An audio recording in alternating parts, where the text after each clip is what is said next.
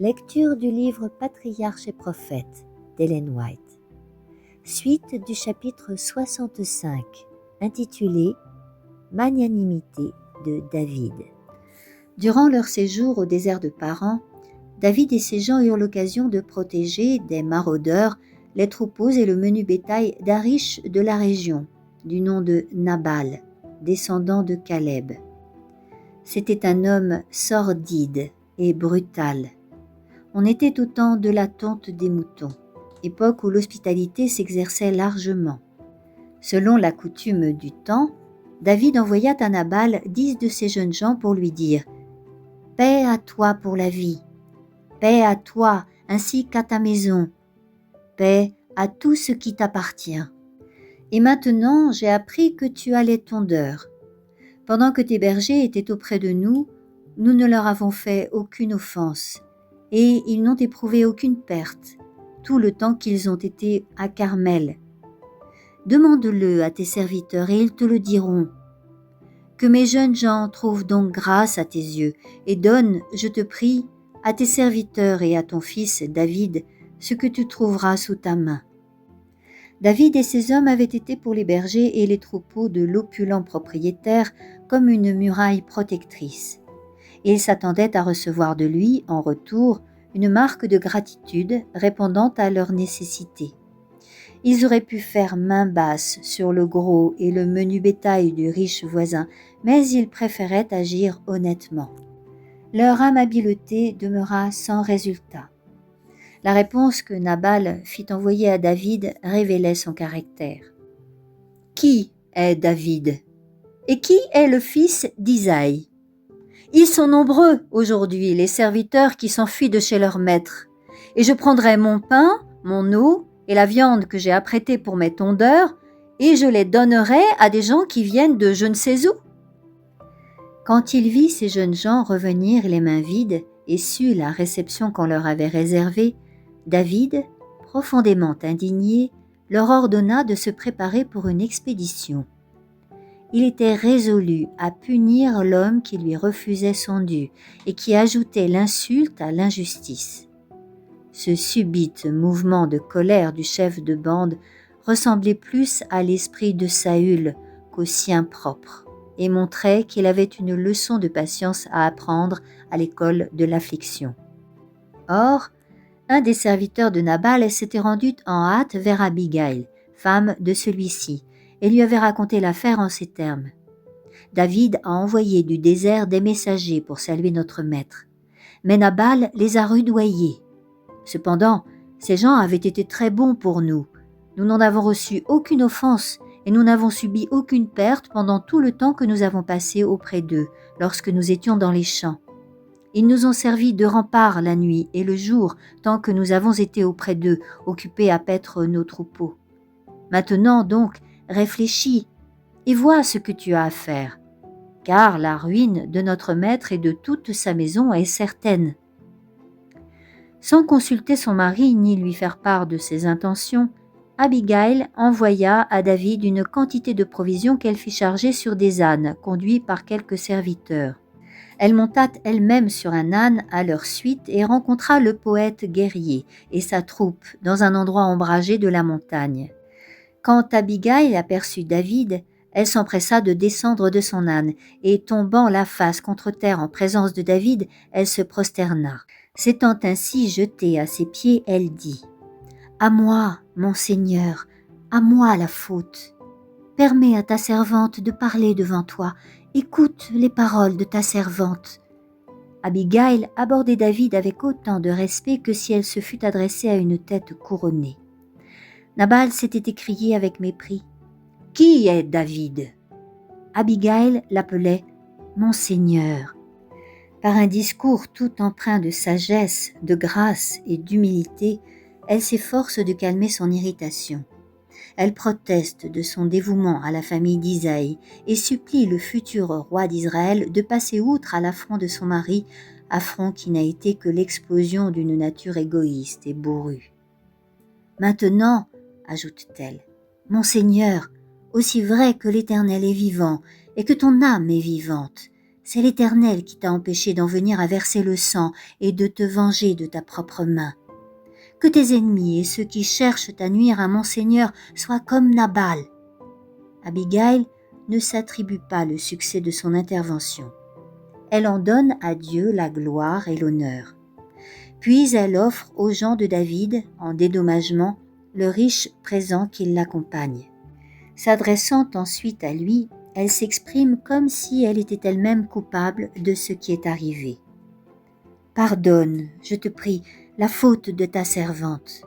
Certainement, l'Éternel assurera à la maison de mon Seigneur une existence durable, car mon Seigneur soutient les guerres de l'Éternel, et aucun malheur ne l'atteindra pendant toute sa vie. » Délicatement, elle lui montre la voie qu'il aurait dû suivre.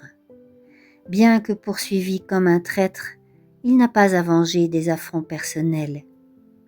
Abigail termine ainsi son éloquent plaidoyer. « S'il s'élève quelqu'un pour te persécuter et pour attenter à ta vie, l'âme de mon Seigneur sera gardée dans les crins des vivants auprès de l'Éternel, ton Dieu.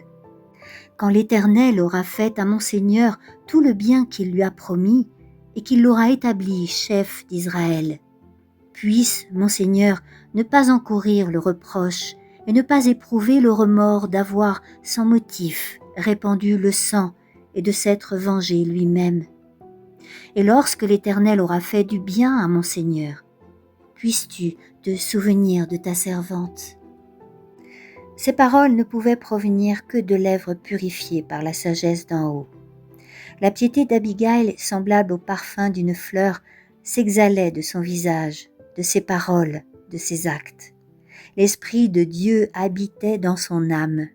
Ses paroles, empreintes de grâce, de bonté et de paix, exercèrent une céleste influence sur celui à qui elles s'adressaient. Revenu à de meilleurs sentiments, David frémit à la pensée de l'acte violent qu'il avait été sur le point de commettre. « Heureux les artisans de la paix, dit Jésus, car ils seront appelés enfants de Dieu. Que ne sont-elles plus nombreuses les femmes qui ressemblent à cette fille d'Israël, toujours prêtes à calmer les colères de l'Éternel, à prévenir des actes soudains et irréfléchis et à arrêter de grands mots par des paroles calmes et mesurées. » Une vie chrétienne est un rayonnement continu de lumière, de consolation et de paix. Elle est faite de pureté, de tact, de simplicité. Animée de l'esprit du Sauveur, elle n'a pour mobile qu'un amour désintéressé. Abigail possédait le don de reprendre et de conseiller avec sagesse. Sous le charme de ses paroles, David, convaincu qu'il n'a pas été maître de lui, sent sa colère s'évanouir. Aussi reçoit-il la réprimande qui lui est adressée avec humilité et conformément aux paroles d'un cantique composé par lui. « Que le juste me frappe, ce me sera une faveur. Qu'il me reprenne, ce sera de l'huile sur ma tête. » Il bénit Abigail et la remercie de l'avoir si judicieusement conseillée. Beaucoup de personnes croient avoir mérité d'être louées quand elles ont accepté une censure sans manifester d'impatience. Ils sont peu nombreux ceux qui accueillent la répréhension avec reconnaissance et en bénissent l'auteur. Quand Abigail revint chez elle, elle trouva Nabal et ses hôtes assis autour d'un copieux festin où le vin coulait à flots et qui dégénérait en orgie. Ce ne fut que le lendemain qu'elle raconta à son mari ce qui s'était passé la veille et le danger mortel qu'il avait couru. Nabal, qui était aussi poltron que grossier, fut frappé de stupeur. Hanté par la crainte que David n'exécutât son dessein quand même, il passa bientôt de l'épouvante à une morne insensibilité. 10 jours plus tard, il mourut. L'existence qui lui avait été prêtée n'avait servi qu'à faire du mal. Aussi, Dieu lui dit-il, comme à l'homme riche de la parabole, « Cette nuit même, ton âme te sera redemandée. » Le jugement faussé par les coutumes des nations de son temps, David, qui avait déjà une femme, épousa plus tard Abigail. Des hommes de Dieu, grands par leur caractère, se laissent gagner parfois par les pratiques du monde. En ce qui concerne David, les conséquences amères de sa polygamie se firent douloureusement sentir durant toute sa vie. Après la mort de Samuel, David put vivre en paix durant quelques mois dans les solitudes du pays de Ziph. Mais les ennemis d'Israël, implacables, espérant gagner les faveurs du roi, l'informèrent du lieu où il s'était retiré. Ce renseignement réveilla le démon de la jalousie qui sommeillait dans le cœur de Saül. Il se mit à la tête de ses hommes et recommença ses poursuites. Des espions bien intentionnés rapportèrent ce fait à David. Celui-ci, accompagné de quelques-uns de ses hommes, part à la recherche de son ennemi. Ils arrivent à l'endroit où sont dressées les tentes de Saül et de sa troupe, mais ils ne voient pas de sentinelle en observation. Le camp est tout entier plongé dans le sommeil. David demande alors à ses amis lequel d'entre eux consent à le suivre au milieu du camp. Abisai répond immédiatement « Moi, j'y descendrai avec toi ». Dissimulés par l'ombre des collines, David et son compagnon passent inaperçus au milieu de l'armée. Ils cherchent à se rendre compte du nombre de leurs ennemis et arrivent vers Saül qu'ils trouvent endormi, une cruche d'eau à son chevet. Abisai dit alors à David « Dieu a livré aujourd'hui ton ennemi entre tes mains. Laisse-moi, je te prie, le frapper de la lance et le clouer à terre d'un seul coup. Je n'aurai pas à y revenir. » En réponse, il entend ces paroles prononcées à voix basse. « Ne le tue pas. Qui pourrait impunément mettre la main sur loin de l'Éternel ?» David ajoute « L'Éternel est vivant. C'est à l'Éternel seul de le frapper. Soit que son jour vienne et qu'il meure, soit qu'il descende au combat et qu'il y périsse. Que l'Éternel me garde de porter la main sur loin de l'Éternel. Prends seulement, je te prie, la lance qui est à son chevet, ainsi que la cruche d'eau, et allons-nous-en. » Ainsi, David prit la lance et la cruche d'eau qui étaient au chevet du lit de Saül, et ils s'en allèrent. Personne ne les avait vus ou remarqués, car aucun des soldats ne s'était réveillé. Tous dormaient, parce que l'Éternel avait fait tomber sur eux un profond sommeil. Dieu peut paralyser les plus forts, priver de sagesse les plus prudents, rendre vaines les précautions des plus vigilants. Quand David eut atteint un lieu sûr, debout au sommet de la colline, il cria à haute voix à la troupe endormie et à Abner, son général. « Quoi ? N'es-tu pas un brave ? Et qui est ton pareil en Israël ? Pourquoi donc ne veilles-tu pas sur le roi, ton Seigneur ? Quelqu'un du peuple est venu pour tuer le roi, ton Seigneur. Ce n'est pas bien ce que tu as fait là. Aussi vrai que Dieu est vivant, vous méritez la mort, vous qui ne veillez pas sur votre Seigneur, loin de l'Éternel.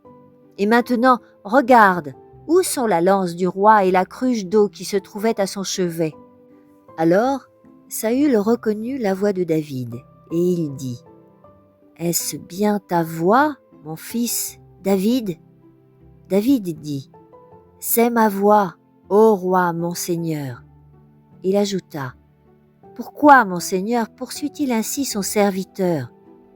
Qu'ai-je fait et quel crime ma main a-t-elle commis ? Que le roi, mon Seigneur, veuille bien écouter maintenant les paroles de son serviteur. » Une fois de plus, le roi confesse sa faute. « J'ai péché, dit-il. Reviens, mon fils David. Je ne te ferai plus de mal, puisqu'en ce jour tu as respecté ma vie.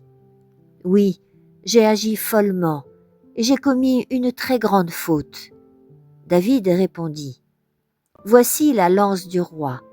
Que l'un de tes jeunes gens passe ici et la prenne. » Saül avait bien dit, « Je ne te ferai plus de mal. » Mais David ne voulut pas se placer entre ses mains. Ce deuxième exemple d'égard de la part de David pour la vie de Saül, son souverain, fit une plus grande impression sur l'esprit du roi que le premier, et lui arracha une plus humble confession de sa faute. Confus et bouleversé par la grande magnanimité dont il est l'objet, il s'écrie en s'éloignant « Béni sois-tu, mon fils David! Certainement, tu réussiras dans toutes tes entreprises. » Le fils d'Isaïe ne croyait pas que Saül demeurerait longtemps dans les sentiments qu'il venait d'exprimer. Abattu, David se dit en lui-même: « Je périrai quelques jours par la main de Saül. Je n'ai rien de mieux à faire que de me réfugier dans le pays des Philistins. » David se leva donc et se rendit avec les 600 hommes qui l'accompagnaient auprès d'Achis, roi de Gath. Mais David n'avait pas consulté l'Éternel à ce sujet. Alors que Saül tramait sa mort, Dieu lui préparait le trône d'Israël. Bien qu'il soit enveloppé de mystère aux yeux des hommes, les plans de Dieu s'exécutent. Incapables de comprendre ses voies et se basant sur des apparences, les hommes considèrent les épreuves permises par le ciel comme autant d'obstacles et de présages de malheur. C'est ainsi que David, au lieu de s'attacher aux promesses de Dieu, s'arrêtait aux circonstances et commençait à douter de jamais parvenir au trône. Ces longues tribulations avaient épuisé sa foi, lassé sa patience. Ce n'était pas le Seigneur qui envoyait David demander protection aux Philistins, les ennemis d'Israël. Dans sa détresse, perdant toute confiance en Saül et en son entourage, il s'abandonnait à la merci des pires ennemis de son peuple. En se rendant chez les Philistins, ce brave général, ce guerrier sage et victorieux, travaillait à l'encontre de sa cause. Dieu l'avait appelé à dresser son étendard dans le pays de Juda. Déserter son poste et son devoir sans ordre de l'Éternel, c'était manquer de foi. L'honneur de Dieu souffrit de cette incrédulité de son serviteur. En se plaçant sous la protection des Philistins qui le craignaient plus que Saül et son armée, il leur découvrait la faiblesse de son peuple et encourageait des ennemis implacables à venir l'opprimer. David avait été oint pour défendre Israël et non pour faire exulter les méchants par une apparente indifférence à sa prospérité. En outre, David donnait à ses frères l'impression d'être passé chez les païens pour rendre hommage à leur Dieu, ou, en tout cas, l'occasion de se méprendre sur ses motifs. En faisant naître ainsi des doutes dans les esprits, il accomplissait les desseins de Satan. Il n'avait pas renoncé au vrai culte, ni abandonné la cause de Dieu, mais il avait perdu sa foi en la protection divine et avait affaibli ses facultés morales. David fut cordialement reçu par le roi des Philistins. La chaleur de cette réception était due en partie à l'admiration que ce monarque lui portait, et en partie au fait que sa vanité était flattée de voir un Hébreu de marque venir se placer sous sa protection. Se croyant à l'abri de toute trahison sur les terres d'Achis, David y amena sa famille et ses biens. Ses hommes en firent autant. Selon toute apparence, il était venu s'établir définitivement en Philistie. Tout cela entrait fort dans les goûts d'Achis, qui promit de protéger les fugitifs d'Israël. Reconnaissant qu'il serait dangereux tant pour lui que pour ses gens d'être exposés à l'influence des idolâtres et au spectacle des rites païens, et qu'ils pourraient adorer Dieu avec beaucoup plus de liberté dans une ville qui leur serait spécialement affectée plutôt qu'à Gath, David demanda au roi une résidence éloignée de la ville royale. Achis lui concéda gracieusement la ville de Tsiglag. Pendant qu'il séjournait dans cette ville isolée, David guerroya contre les Gérusiens, les Girziens et les Amalécites, tout en ayant soin de ne laisser personne en vie pour emporter les nouvelles à Gath. De retour de ces expéditions, il laissa croire à Achis qu'il avait fait la guerre aux gens du pays de Juda. Ces dissimulations ne faisaient qu'affermir les Philistins, et le roi Achis se disait « Il se rend au Dieu à Israël son peuple, il sera mon serviteur à jamais ». Ces tribus païennes, David le savait, devaient être détruites, et il avait été désigné pour accomplir cette œuvre, mais il était infidèle à Dieu quand il avait recours au mensonge. Vers ce temps-là, les Philistins rassemblèrent leurs troupes en une seule armée pour faire la guerre à Israël. Achis dit à David « Tu sais que tu viendras avec moi à la guerre, toi et tes hommes. » David n'avait pas la moindre intention de diriger ses armées contre ses frères. Mais il ne savait comment sortir de sa fausse position et attendait une issue dictée par les circonstances. Il fit au roi cette réponse évasive. « Tu verras ce que ton serviteur sait faire. » Achis crut que David lui promettait d'être de son côté, et il lui promit en retour de grands honneurs. Bien que la foi de David ait quelque peu fléchi en ce qui concernait les promesses de Dieu, Il n'oubliait pas que Samuel l'avait oint roi sur Israël. Il se souvenait des victoires qu'il avait remportées grâce au secours de Dieu. Il repassait dans sa mémoire la grande miséricorde que le Seigneur lui avait manifestée en le préservant de la main de Saül, et il résolut de ne pas trahir une cause aussi sacrée. Faisant abstraction de l'inimitié et de la cruauté de Saül, il prit la résolution de ne pas se joindre aux ennemis de son peuple. Je t'invite à la suite de ce récit au chapitre 66, intitulé « Mort de Saül ». Et si tu as apprécié cette lecture, n'hésite pas à liker le petit pouce qui pointe vers le ciel afin de faire croître les audiences et à partager. Merci.